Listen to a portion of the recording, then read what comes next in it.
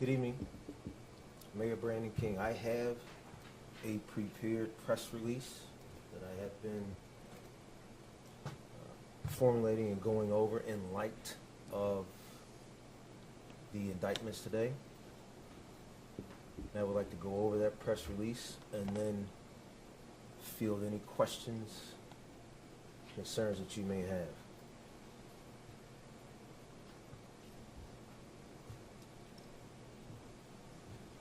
I know there's a bunch of cameras here, and I've had a couple of you in the office individually, and I think everyone's asked me to spell my name. That need to be done or not? Yeah, I wasn't complaining, please. Brandon King, Brandon King, King. Thank you. First, I would like to thank Prosecutor O'Malley and the other law enforcement agencies that have committed significant resources to helping our police department root out these individuals. The individuals that have committed these alleged offenses, and we will continue to assist any and all investigations. Many of these investigations began internally within the East Cleveland Police Department. Concerning the past indictments of Patrolman Cole and Warner Sims, we led the investigation, we arrested the individuals, and we asked the county to further investigate this case. We also conducted an internal investigation into Investigator Fody, Detective McGinnis, and Investigator Parks, and again, turn these cases over to Cuyahoga County's prosecutor's office to determine if charges were warranted. The other investigations and subsequent indictments were the result of tips and the viewing of body cameras. Last year, with the help of City Council, we were able to upgrade our body cameras. The new cameras, the new systems aren't reliant on officers to activate them, which lessens the possibility of human error. As Prosecutor O'Malley stated, these indictments happened under the former chief, Scott Gardner. Normally, we rely on the former chief's, the previous chief's recommendation as to who should succeed him. And we promoted Scott Gardner based on the former chief's recommendation. Unfortunately, here in the city of East Cleveland, we can only promote from within the department to the chief's position. Twice, we have asked our city council to pass legislation allowing us to go outside of the city and do national searches for chiefs.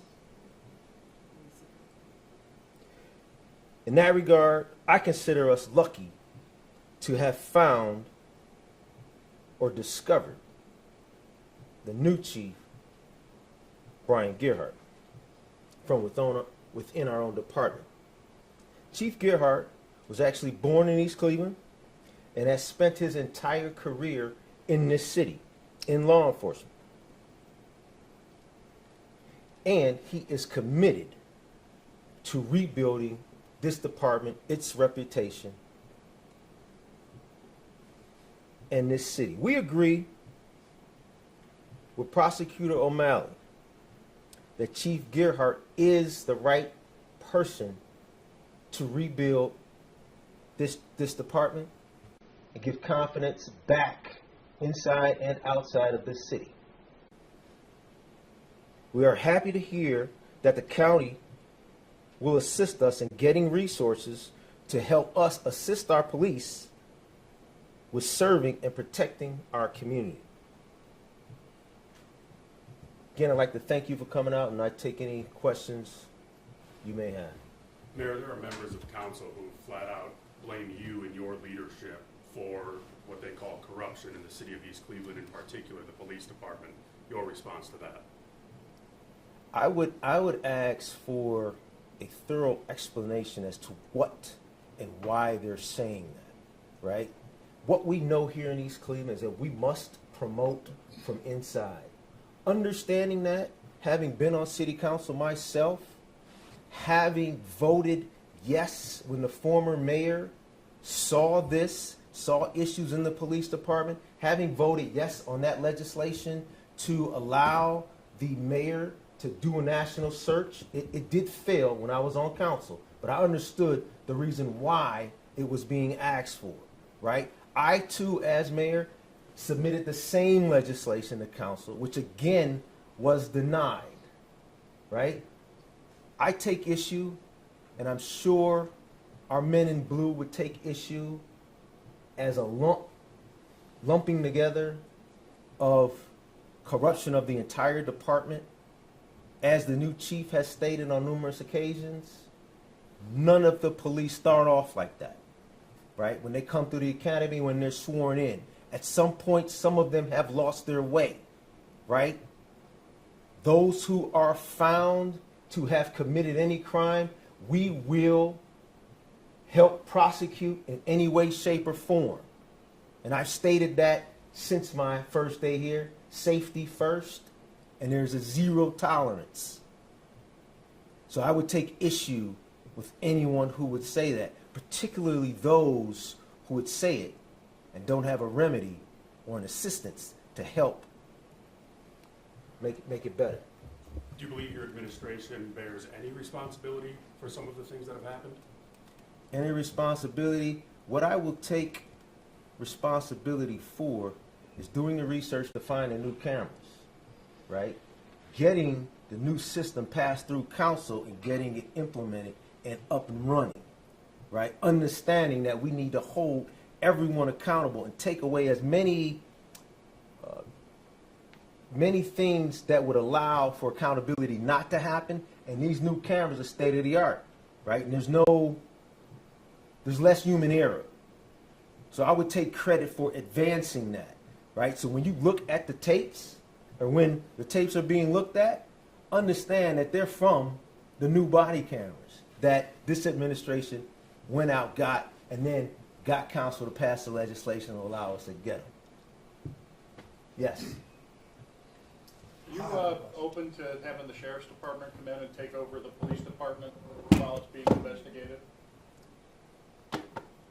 I can't speak on that. That's beyond a question for me. And trust me, as Prosecutor O'Malley stated, and over my tenure as being mayor, I have talked to the different sheriffs, and everyone is strapped for employees, right? So, you personally had me arrested using the police officer that you're talking about not being a part of the association. So I'm not familiar with what you're saying. I've never had you arrested.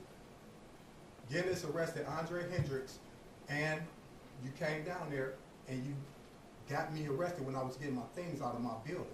So you personally, y'all have not put my charges in over 2 years. So while we are on camera, let me please make the correction. I was never present when you were arrested. Right, I have no idea what you. Tiffany Morgan called you. Any other questions from the news? To the police officer. Any other questions from the news? Do you believe that the police department needs help? What is your plan to help with this? So my plan to help with this, we have instituted various programs and incentives to try to get local yokels, if you will, to come in and police their own city, right? Even to a place where if someone comes in, and we've had 2, maybe 3, where is the captain? Captain. We've had maybe 2 to 3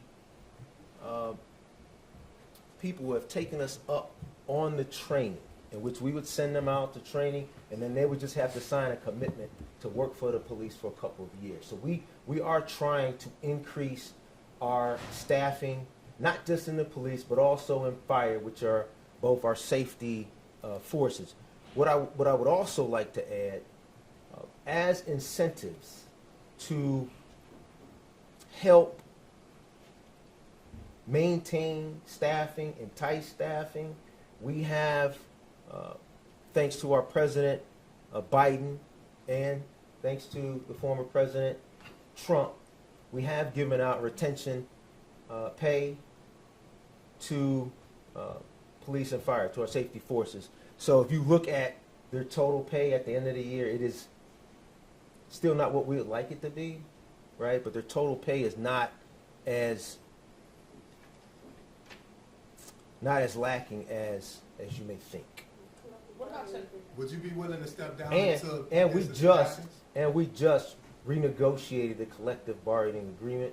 So that council won't pass it? yeah, and we're just waiting on council to pass that. What about the community members who don't feel to have trust in the local government and trust in their local police department? What message do you have for them? Trust in the mayor. So what I would say with that, right? And here's what I love about it. You can check the stats. Most, right? And I would say it's over 90% of the cases that come into East Cleveland, the arrests that are made, are not from East Cleveland residents. 100% of the car chases, which have been considerably diminished under our new chief, 100% are from people who do not live in this city. People who come through the city in one way, shape, or form to disrespect it and or commit various mishaps, things that they shouldn't. Okay. Mayor, one question. Yes, please. What will you do in the coming months to try to promote a better spirited cooperation between your office and council members who are contacting the media very often? It's important that you guys try to find a way to work together. I'm sure the taxpayers would want that. What will you do specifically in the coming months to try to promote a spirit of cooperation between your department and city council? So thank you for that question. I have and will continue to try to work with city council. Following the letter of the law, I will continue to do my part as an elected official to work with the entire body of city council. And, right, I think the record shows that I have. You have And I will continue to do that. Right? Now, What if- specifically will you do, Mayor, though, to promote that? There have been So- problems with meetings, mhm. allegations that there's been a lack of cooperation, and I think the taxpayers deserve a more specific So the answer. taxpayers who are engaged will tell you that I have been working and trying to work with council. This past Monday, we had a meeting of the council president and myself with the concerned pastors, right? A number of meetings that I have missed have been most recent meetings under the change in presidency of city council. The meetings that they have been not following the sunshine law. They're having meetings and not posting them, not notifying people, and then what's on the agenda is really nothing of substance for myself to attend. Every meeting that is in the charter, the first and the third Tuesdays of the month, I have been at this year, except the first meeting, right? I was on holiday. Every other meeting that is in the charter, first and the third Tuesday, I have attended. So I have done my part, and I will continue to do my part. I think what may be missing as I look at you when you ask that question, I think outside may not see the full story of what's going on, right? And You know, what's I've called what's the office- really I've called happening. office 15 times, and more than a dozen stories to Mm-hmm. try to get your side of the story, Mayor. You know that. I want a balanced report, but each Uh-huh. time you don't respond. Will you respond to me in the future, sir? no. So here's what I can promise you, and it's the same thing if you can remember when I first became mayor. Joe Pakinakis, right? Yes, sir. Nice. You remember when I first became mayor, I would get out the car, you'd be standing there with the camera rolling. I would come upstairs, you'd be standing there with the camera. I would come out the bathroom, you're standing there with the camera rolling. I've had you in my office twice Yes, you haven't. and done interviews. But And not- you promised to write a fair story, to write a positive story. And I sent you the emails of positive stories. You showed up for none of them. Joe, you do a positive story? I will. Or a fear story, right? And what I mean by positive, you could come do the toy giveaway, do a food giveaway, do something like that, right? Do a positive story or do a fair and balanced story. When someone comes to you just because they're an elected official and they tell you something and you spend no time looking any of this stuff up and you just run, I don't call that a fair story. You do a fair story or a good story and I'll have you back in my office to do an interview. Mayor, And that's my promise. I hope that's gonna happen. Joe, do you feel you've done a positive or a fair story since I've been the mayor? Asked Nate Martin, we have done positive stories, there's many wonderful things in East Cleveland. Yes, there are, Sir. and I thank you for that. But I don't think I'm hoping you'll I don't think respond to my phone calls and requests Joe- for information so I can have both sides of the story. Joe, do a fair story or do a positive How can it be story, fair and if I'll you won't have let me you come? back in my office for an interview, right? And some of you that I've had in there, I'm looking for the lady that was in there maybe a couple weeks ago, right? She's more than welcome to come back, right? She did a fair story, an accurate So they story. gotta- I have no problem with that, right? As long as it's fair and accurate. That's all I'm asking for. So is it Good accurate? or bad. Is it Good or accurate bad. Any that other you, questions? Yes. Is it accurate that you told me I cannot come past the police station to come to these meetings? I haven't been to a meeting this year because you threatened me to go to jail if I come past the police station. So is So that fair and that accurate? is not true. I have not seen you but once this year, and No, I it told hasn't- you you wasn't this couldn't year. come.